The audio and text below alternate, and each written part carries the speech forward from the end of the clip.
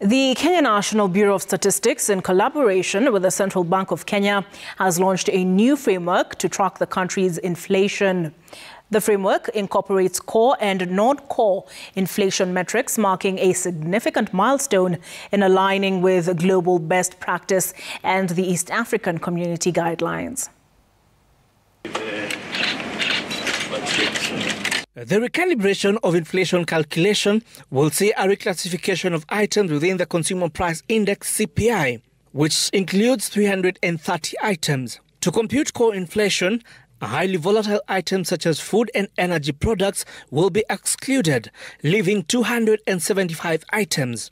KNBS Director General MacDonald Obutho emphasized that the exclusion makes core inflation a more stable and reliable indicator for long-term planning in both fiscal and monetary policy. What it has done is that, normally when the CBK gets the data, they would now sit down to calculate the non-food and non-fuel by themselves, which takes a bit of time. So the Bureau will now be producing this one to give the CBK room to use the data as it is. Central Bank Governor Kamau Thuge praised the initiative as critical for aligning Kenya with global trends in inflation measurement.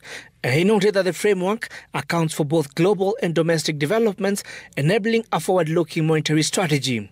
And so for purposes of, just having a more effective monetary policy, it's important then to have distinguish between those two measurements of inflation, because with the core inflation, the core inflation basically responds to excess demand or excess supply. Principal Secretary for National Planning James Muhati underscored the importance of the move, highlighting that unbounding the CPI into core and non-core categories fosters greater transparency and efficiency in Kenya's economic environment. KNBS is also considering the integration of tradable items into the CPI, with a focus on core inflation expected to provide stakeholders with greater clarity. With the release of this report, we reinforce our commitment to proactive, data-driven approach to economic stability. Our strategy is not merely reactive.